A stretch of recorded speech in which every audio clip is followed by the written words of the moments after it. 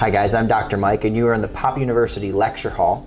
We're going to be discovering the topic of stretching today, and we really want to cover three key components.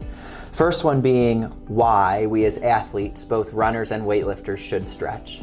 Second being related to when is it appropriate to stretch, when do we apply it specifically.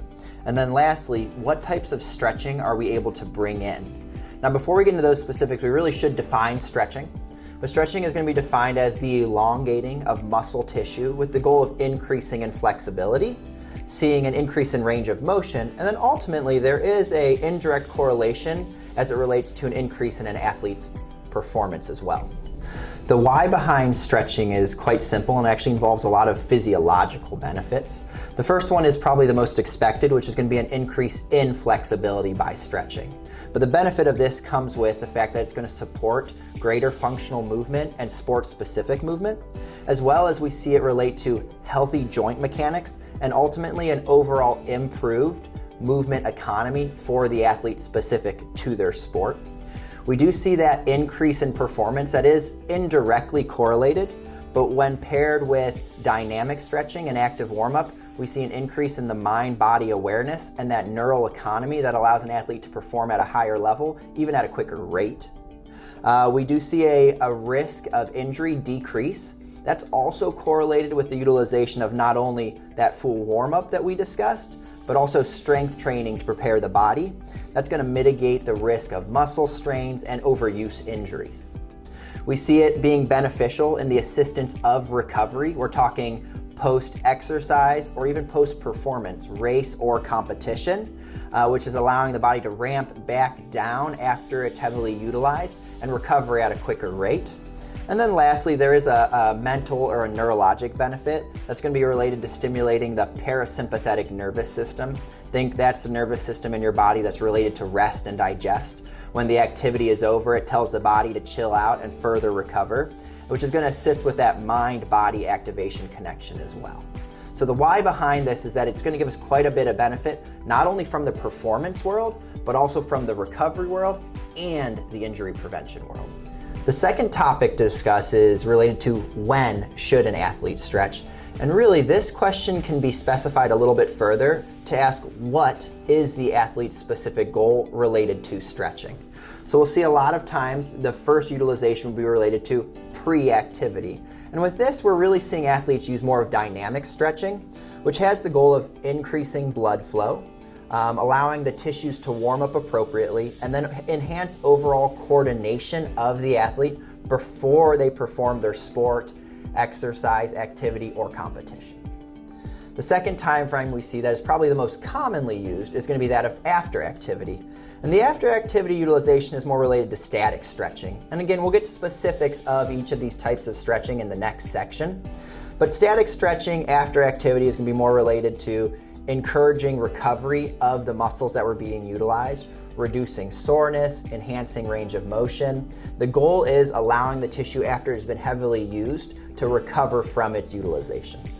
And the last time frame we typically see athletes use is going to be that related to separate time zones, or maybe we call it like specific targeted stretching times. And that's more related to the goal of increasing range of motion of a certain muscle, or maybe being a little bit more rehab focused, where it's related to the athlete targeting a muscle that is being treated. So they're going to hit that stretch or that activity multiple times throughout the day to enhance the healing process. The third and final concept within stretching that we're going to talk about that we did briefly hit on already is going to be related to the different types of stretching that we'll see athletes, both runners and weightlifters, use. The first one's going to be that of static stretching. Static stretching is when an athlete is holding a muscle in a stretched, prolonged position for a longer period of time. There's actually some interesting clinical research that shows we start seeing permanent deformation and change of a muscle when a stretch is held for only 18 seconds. So at the very lowest rate, that's where we want it to be held, but it is absolutely appropriate to stretch into those longer time frames. This is most commonly used at the end of a workout or more related to a recovery session. The second type of stretching we see is more dynamic related. It's controlled movements, taking the body through full range of motion, but usually doing that at a repeated movement pattern over and over, not just holding it in that position. The goal of here is more related to warm up. I'm gonna do this before I exercise to prime and ready the body to be used. And then the very last type of stretching we're gonna talk about is gonna be called ballistic, which is using fast bouncing and bounding movements that are beyond the normal range of motion. And this is really specific to explosive athletes. So maybe you won't see a lot of ballistic movements in your long distance endurance runners, but this is a very common type of stretching and activation that you'll see utilized by sprinters and weight training athletes. It's the idea of an advanced athlete over-utilizing a movement pattern to allow them to normalize into a more regular movement pattern. So it is a little bit more complicated of a stretching one, and is definitely a concept that we want to make sure athletes fully understand before they dive too specifically into it. Go. Lastly, we want to give you a few clinical components as it relates to applying stretching specific to you. And these are a couple common things that we see some of the athletes in our population make mistakes as it relates to stretching.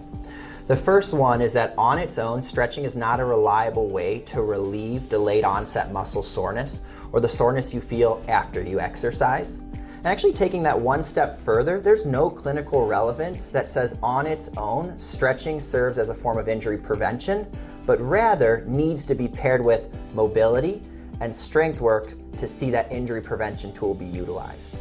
Another common mistake we see our athletes use is utilizing static or prolonged holding stretches before they exercise. And again, we have more clinical research that shows not only does that not provide any sort of injury prevention, but also provides no benefit to the overall performance of the athlete.